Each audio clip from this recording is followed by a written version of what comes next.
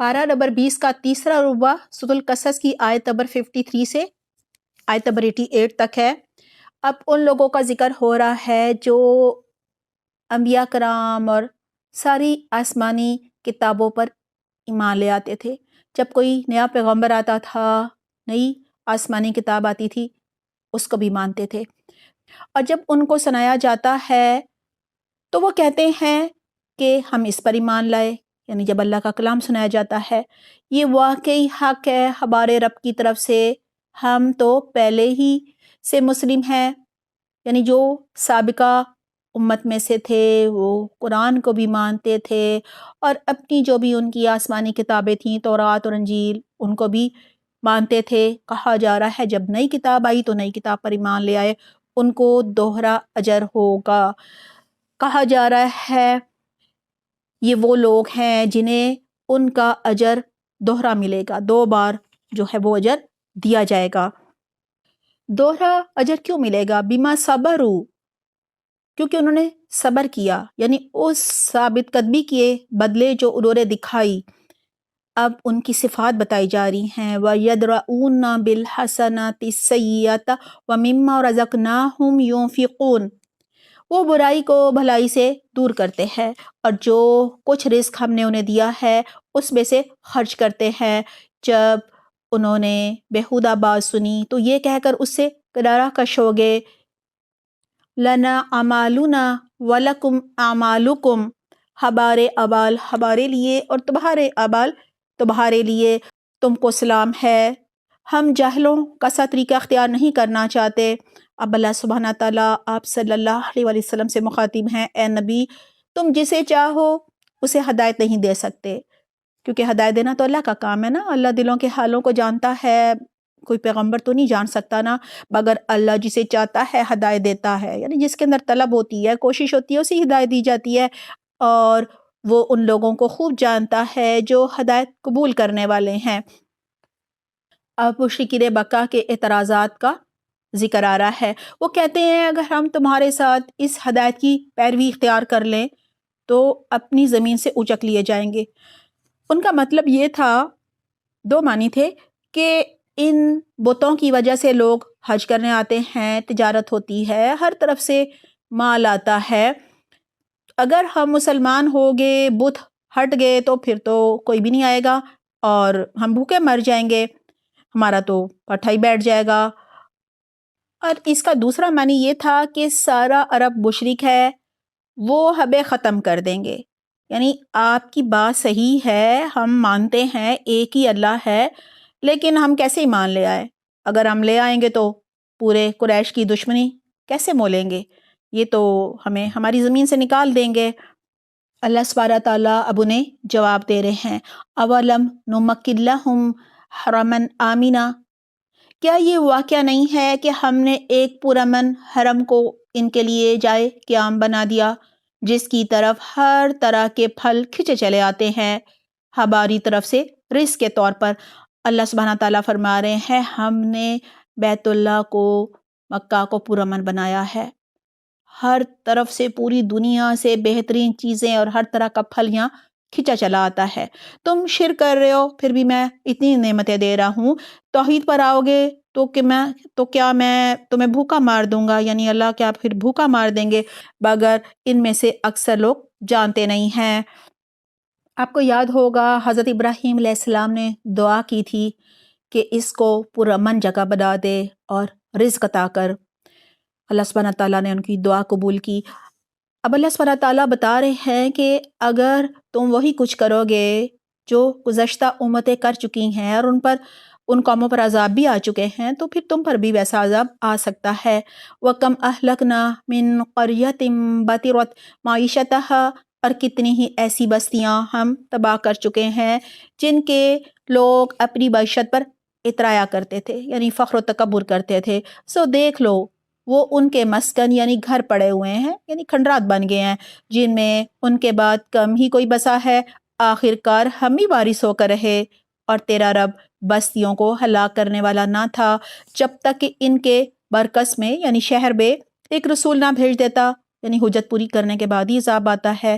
جو ان کو ہماری آیات سناتا اور ہم بستیوں کو ہلاک کرنے والے نہ تھے الا واہلھا ظالمون، جب تک کہ ان کے رہنے والے ظالم نہ ہو جاتے۔ اب مشرکین کے دوسرے سوال کا جواب دیا جا رہا ہے وَمَا أُوتِيتُم مِّن شَيْءٍ فَمَتَاعُ الْحَيَاةِ الدُّنْيَا وَزِینَتُهَا، تم لوگوں کو جو کچھ بھی دیا جا رہا ہے یعنی بال اولاد مختلف نعمتیں، وہ محض دنیا کی زندگی کا سامان اور اس کی زینت ہے، یعنی یہ سب تو حقیر اور عارضی ہے، اور جو کچھ اللہ کے پاس ہے یعنی جو جنت میں ملے گا وہ اس سے بہتر اور باقی رہنے والا ہے، یعنی ہمیشہ ہمیشہ رہے گا۔ پھر کہا جا رہا ہے افلا تعقلون،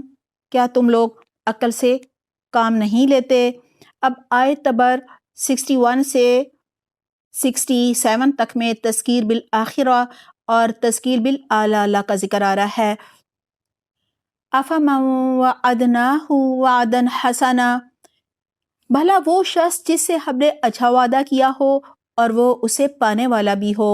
کبھی اس شخص کی طرح ہو سکتا ہے جسے ہم نے صرف حیات دنیا کی زندگی کا سر و سامان دے دیا ہو اور پھر وہ قیامت کے روز سزا کے لیے پیش کیا جانے والا ہو۔ اب قیامت کے دن کا منظر پیش کیا جا رہا ہے وَيَوْمَ يُنَادِيهِمْ فَيَقُولُ أَيْنَ شُرَكَائِيَ الَّذِينَ كُنتُمْ تَزْعُمُونَ، اور بھول نہ جائیں یہ لوگ اس دن کو جب کہ ان کو وہ پکارے گا اور کہے گا کہاں ہے میرے وہ شریک جن کا تم گمان رکھتے تھے، یعنی جن پر تم نے تکیہ کیا ہوا تھا کہ وہ تمہیں بچائیں گے، میری پکڑ سے کہاں ہے وہ؟ یہ قول جن پر چسپا ہوگا وہ کہیں گے، کون کہے گا؟ یعنی جنات، شیطان، اولیاء جن کی یہ لوگ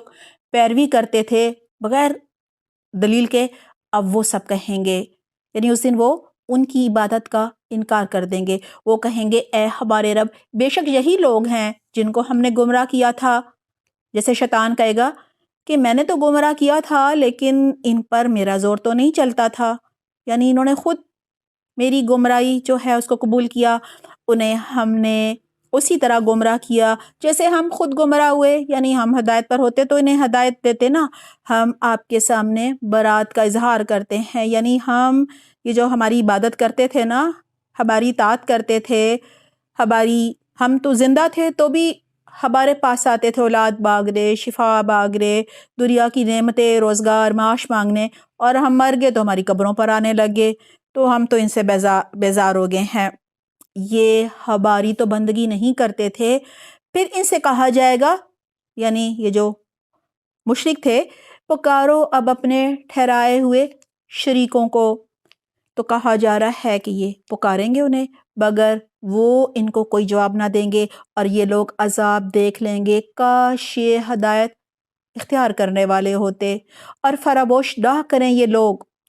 وہ دن جب کہ وہ ان کو پکارے گا اور پوچھے گا کہ جو رسول بھیجے گئے تھے انہیں تم نے کیا جواب دیا؟ اس وقت کوئی جواب ان کو نہ سوجے گا، یعنی اس دن گونگے بن جائیں گے اور نہ یہ آپس میں ایک دوسرے سے پوچھ سکیں گے۔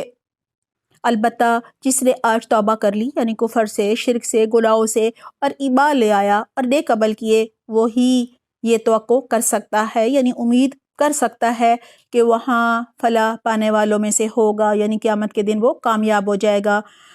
اب بتایا جا رہا ہے کہ سارا کا سارا اختیار اللہ سبحانہ تعالیٰ کے پاس ہوتا ہے۔ وَرَبُّكَ يَخْلُقُ مَا يَشَاءُ وَيَخْتَارُ مَا كَانَ لَهُمُ الْخِيَرَةُ سبحان اللہ وتعالی عما یشرکون، تیرا رب پیدا کرتا ہے جو کچھ چاہتا ہے اور وہ خود ہی اپنے کام کے لیے جسے چاہتا ہے منتخب کر لیتا ہے۔ یہ انتخاب ان لوگوں کے کرنے کا کام نہیں ہے، یعنی جو شرک کرتے ہیں ان کو تو نہیں اختیار دیا گیا کہ تم معبود چنو، اللہ پاک ہے اور بہت بالا برتر ہے اس شرک سے جو یہ لوگ کرتے ہیں۔ وَرَبُّكَ يَعْلَمُ مَا تُكِنُّ صُدُورُهُمْ وَمَا يُعْلِنُونَ، تیرا رب جانتا ہے جو کچھ یہ دلوں میں چھپائے ہوئے ہیں اور جو کچھ یہ ظاہر کرتے ہیں۔ وَهُوَ اللَّهُ لَا إِلَٰهَ إِلَّا هُوَ لَهُ الْحَمْدُ فِي الْأُولَىٰ وَالْآخِرَةِ وَلَهُ الْحُكْمُ وَإِلَيْهِ تُرْجَعُونَ، وہی ایک اللہ ہے جس کے سوا کوئی عبادت کا مستحق نہیں، اسی کے لیے حمد ہے، ساری تعریف ہے، دنیا میں بھی اور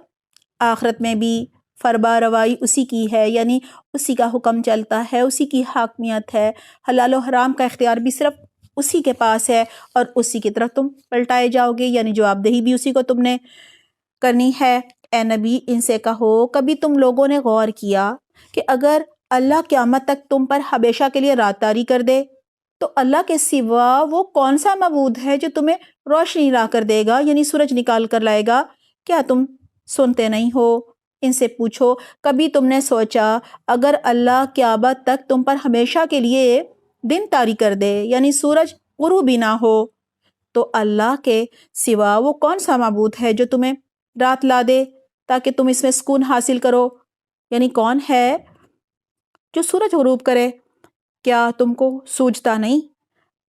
یہ اسی کی رحمت ہے کہ اس نے تمہارے لیے رات اور دن بنائے تاکہ تم رات میں سکون حاصل کرو اور دن کو اپنے رب کا فضل تلاش کرو، یعنی معاش کرو، دن کے سارے کام کاج کرو۔ وَلَعَلَّكُمْ تَشْكُرُونَ، شاید کہ تم شکر گزار بنو، یعنی یہ اتنی بڑی بڑی نشانیاں ہیں، اگر تم ان پر غور فکر کر لو تو کبھی بھی شرک نہ کرو۔ اب قیامت کے دن کا ذکر ہو رہا ہے، وَيَوْمَ يُنَادِيهِمْ فَيَقُولُ أَيْنَ شُرَكَائِيَ الَّذِينَ كُنتُمْ تَزْعُمُونَ، یاد رکھیں یہ لوگ وہ دن جب کہ وہ انہیں پکارے گا، پھر پوچھے گا کہاں ہے میرے وہ شریک جن کا تم گمان رکھتے تھے، اور ہم ہر امت میں سے گواہ نکال لائیں گے، پھر کہیں گے کہ لاؤ اب اپنی دلیل، یعنی اپنا عذر، یعنی رسول تو بتا چکے، انہوں نے تو تمہیں حق کا پیغام پہنچا دیا تھا، اس وقت انہیں معلوم ہو جائے گا کہ حق اللہ کی طرف سے ہے، اور گم ہو جائیں گے ان کے وہ سارے جھوٹ سے مراد ہے ان کے سارے جھوٹے معبود جو انہوں نے گھڑ رکھے تھے۔ کفار بکر ابال نہ لانے کے لیے کچھ بہانے بنائے تھے، عذر جو ہے وہ بیان کیے تھے، انہی کے جواب میں اب یہ واقعہ آ رہا ہے قارون کا۔ قارون جو ہے وہ تھا تو اسرائیلی، ٹھیک ہے نا، حضرت موسیٰ علیہ السلام کا چچا کا بیٹا تھا، لیکن یہ فرعون کے ساتھ مل گیا تھا، بال و دولت کی حرص اور لالچ میں بہت زیادہ حرص تھی اس کو کہ بہت سارا میرے پاس بال ہو، لہٰذا یہ اپنی قوم کا غدار تھا۔ ان قارون کان من قوم موسیٰ فبغى علیہم وآتیناہ من الکنوز، یہ ایک واقعہ ہے کہ قارون موسیٰ کی قوم کا ایک شخص تھا، پھر وہ اپنی قوم کے خلاف سرکش ہو گیا اور ہم نے اس کو اتنے خزانے دے رکھے تھے کہ ان کی کنجیاں، چابیاں طاقتور آدمیوں کی ایک جماعت مشکل سے اٹھا سکتی تھی۔ ایک دفعہ جب اس کی قوم کے لوگوں نے اس سے کہا پھول نہ جاؤ، یعنی نہ اتراؤ، اپنے مال و دولت پر فخر و تکبر نہ کرو، اللہ پھولنے والوں کو پسند نہیں کرتا، جو مال اللہ نے تجھے دیا ہے اس سے آخرت کا گھر بنانے کی فکر کر، یعنی یہ جو اتنا مال دیا ہوا ہے بخل نہ کر، غریبوں میں اللہ کی راہ میں خرچ کر، آخرت کے لیے کچھ خرید۔ لہٰذا لوگوں نے اسے کہا کہ آخرت کا گھر بنانے کی فکر کر، وہاں بھی کچھ جمع کر اور دنیا میں سے بھی اپنا حصہ فراموش نہ کر، احسان کر جس طرح اللہ نے تیرے ساتھ احسان کیا ہے، یعنی تمہیں اتنا مال و دولت دیا ہے، اور زمین میں فساد برپا کرنے کی کوشش نہ کر۔ ان اللہ لا یحب المفسدین، اللہ فساد کرنے والوں کو پسند نہیں کرتا۔ دیکھیں فساد یہ تھا کہ وہ تھا تو بنی اسرائیلی، اس کی ہمدردیاں تو بنی اسرائیل کے ساتھ ہونی چاہیے تھی، بنی اسرائیل پر کتنا ظلم ہو رہا تھا، ان کے بیٹے ذبح کیے جا رہے تھے اور ان سے بہت ہی مشقت والے کام کروائے جاتے تھے، لیکن یہ کیا کرتا تھا؟ یہ موسیٰ علیہ السلام کی مخالفت کرتا تھا، مسلمانوں پر، اس زمانے کے جو مسلمان تھے یعنی بنی اسرائیل پر ظلم کرتا تھا، ظالموں کو ظلم سے نہیں روکتا تھا، کوئی اصلاحی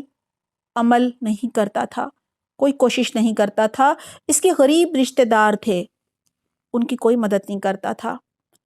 اپنی نمود و نمائش میں لگا رہتا تھا۔ دیکھیں جب غریب رشتہ داروں کو نہیں دیا جاتا تو کیا کرتے ہیں وہ امیر رشتہ داروں سے حسد کرتے ہیں، اور حسد کے ساتھ ساتھ نفرت بھی کرتے ہیں، اور کئی دفعہ یہ حسد اتنا بڑھ جاتا ہے کہ یہ پھر ان کا قتل بھی کر دیتے ہیں۔ قال انما اوتیتہ علی علم عندی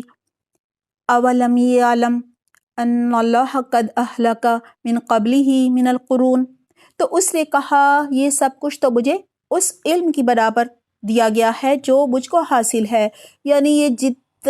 جتنا مجھے مال و دولت ملا ہے، یہ جو انبار میں نے دولت کے لگا لیے ہیں، اس میں اللہ کو کوئی کمال نہیں ہے، یہ مجھے اللہ نے بالکل نہیں دیے، بلکہ یہ تو میری صلاحیت اور میری ذہانت کی وجہ سے مجھے حاصل ہوا ہے۔ میرے پاس جو علم تھا اس سے میں نے یہ سب کمایا ہے، یہ میری محنت کا صلہ ہے۔ اللہ سبحانہ تعالیٰ سے جواب دے رہے ہیں، کیا اس کو یہ علم نہ تھا کہ اللہ اس سے پہلے بہت سے ایسے لوگوں کو ہلاک کر چکا ہے جو اس سے زیادہ قوت اور جبیت رکھتے تھے؟ مجرموں سے تو ان کے گناہ نہیں پوچھے جاتے۔ اب وہ واقعہ بیان ہو رہا ہے جس پہ یہ زمین میں دھنسا دیا گیا تھا۔ فخرج علی قومہ فی زینتہ قال الذین یریدون الحیاۃ الدنیا۔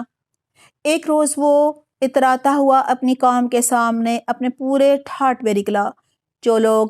دنیا کی زندگی کے طالب تھے وہ اسے دیکھ کر کہنے لگے، یا لیت لنا مثل ما اوتی قارون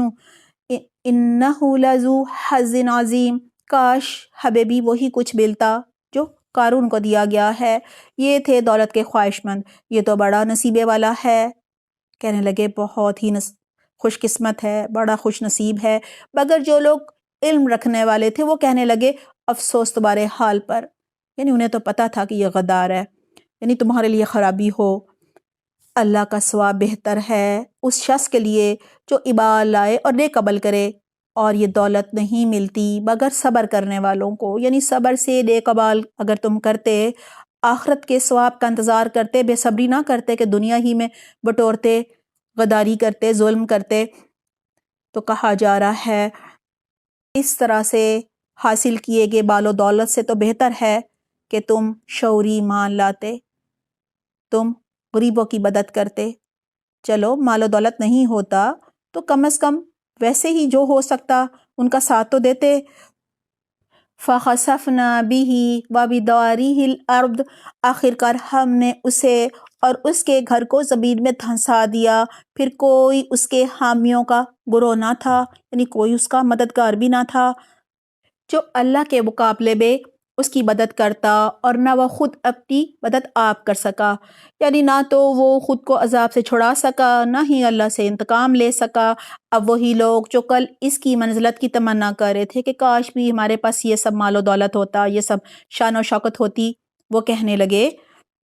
وَإِكَأَنَّ اللَّهَ يَبْسُطُ الرِّزْقَ لِمَن يَشَاءُ مِنْ عِبَادِهِ وَيَقْدِرُ۔ افسوس ہم بھول گئے تھے کہ اللہ اپنے بندوں میں سے جس کا رزق چاہتا ہے کشادہ کرتا ہے، اور جسے چاہتا ہے نپا تولا دیتا ہے۔ اگر اللہ نے ہم پر احسان نہ کیا ہوتا تو ہمیں بھی زمین میں دھنسا دیتا، یعنی ہمارے پاس بھی یہی مال و دولت ہوتا، ہم بھی غریبوں کی مدد نہ کرتے، فخر و تکبر کرتے، تو ہمارا بھی یہ انجام ہوتا۔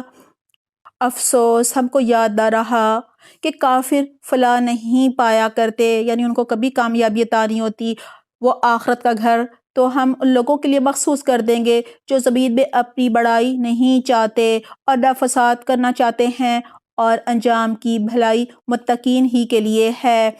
جو کوئی بھلائی لے کر آئے گا اس کے لیے اس سے بہتر بھلائی ہے، اور جو برائی لے کر آئے گا تو برائیاں کرنے والوں کو ویسا ہی بدلہ ملے گا جیسے عمل کرتے رہے۔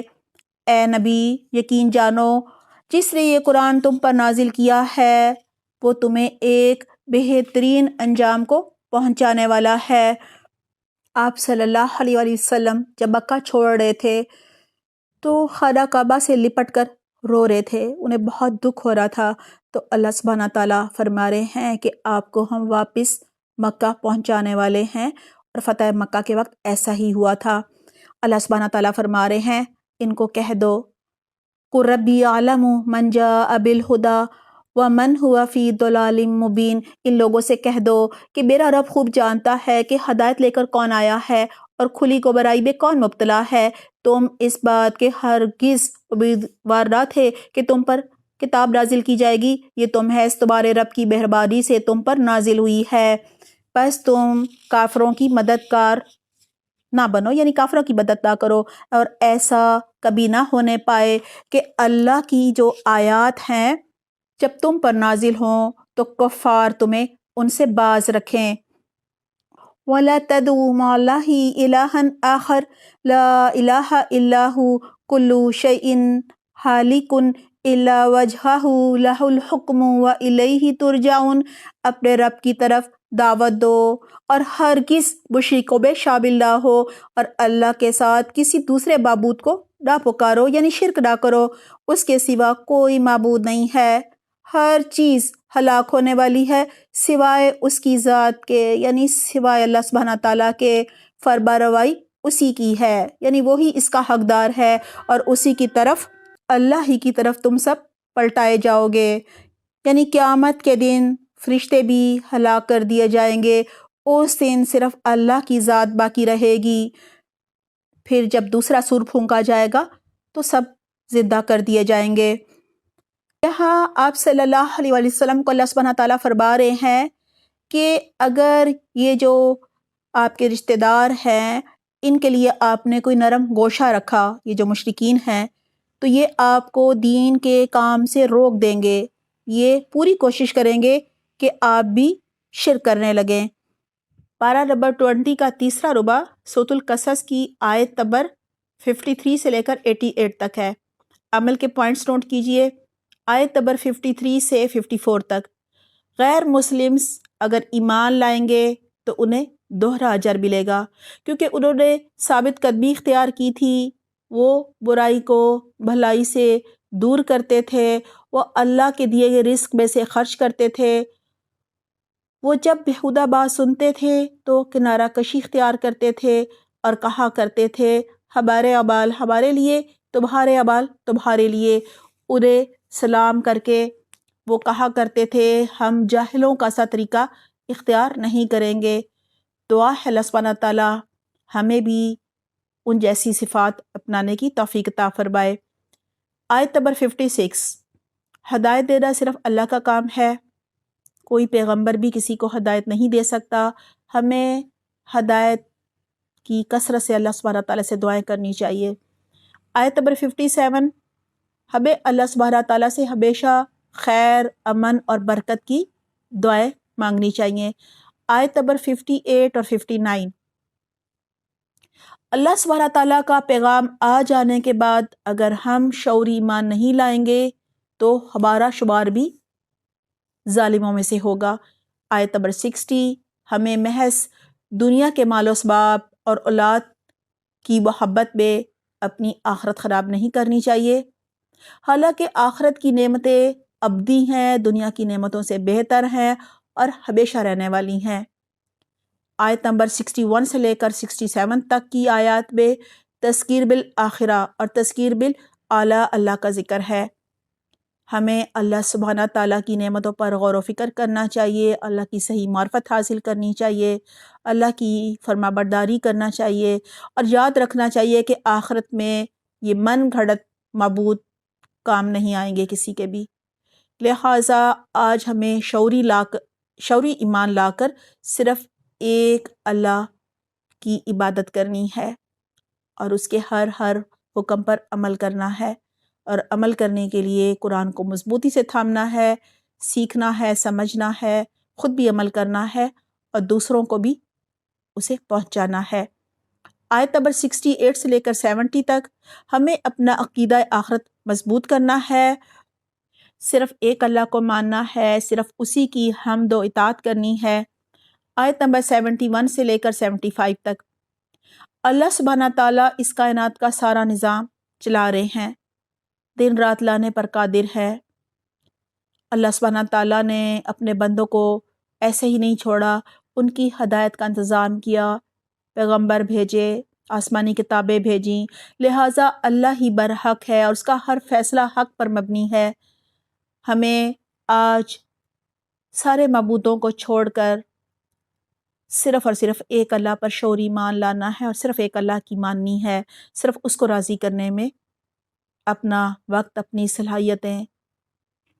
اپنا جان و مال لگانا ہے۔ اللہ تعالیٰ ہمیں بہترین توفیق عطا فرمائے۔ آیت نمبر 76 سے لے کر 83 تک میں قارون کا قصہ بیان ہوا ہے۔ ہمیں دنیاوی مال و متاع کے لیے اپنا ایمان نہیں بیچنا، قارون کی طرح غداری نہیں کرنی، بال و دولت پر تکبر، فخر، غرور نہیں کرنا، بخل نہیں کرنا، فساد نہیں کرنا، کسی پر ظلم نہیں کرنا، ورنہ اللہ بھی ہمیں قارون کی طرح زمین پر دھنسانے پر قادر ہے۔ آیت نمبر 85 سے لے کر 88 تک ہمیں قرآن کو مضبوطی سے تھامنا ہے، یہی ہمیں ہدایت کے راستے پر چلائے گا اور ہمیں ہدایت کا پیغام دوسروں تک بھی پہنچانا ہے، ہر طرح کی شرک سے خود کو بچانا ہے اور دوسروں کو بھی جہنم کی آگ میں جانے سے بچانا ہے۔